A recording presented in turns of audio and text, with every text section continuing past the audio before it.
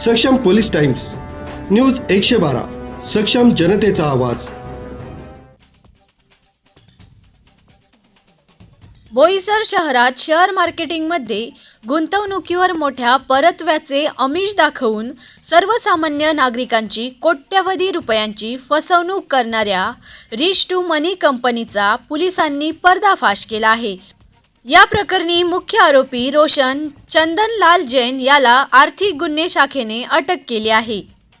आरोपी रोशन जैन याने 2021 पासून बोईसरमध्ये ही कंपनी सुरू केली होती.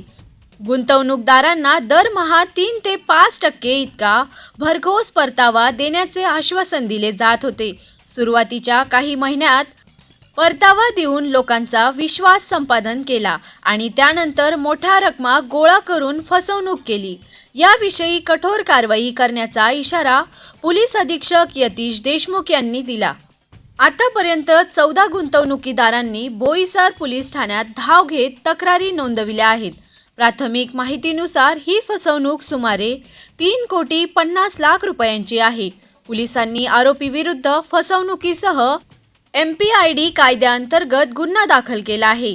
पालघरचे पोलीस अधीक्षक यतीश देशमुख यांनी आवाहन केले आहे की ज्या नागरिकांची अशा प्रकारे रिच टू मनी किंवा अन्य कोणत्याही योजनेत फसवणूक झाली असेल त्यांनी त्वरित आर्थिक गुन्हे शाखा किंवा जवळच्या पोलीस स्टेशनशी संपर्क साधावा. नागरिकांनी कोणत्याही जास्त परताव्याच्या आमिषाला बळी पडू नये असेही त्यांनी स्पष्ट केले.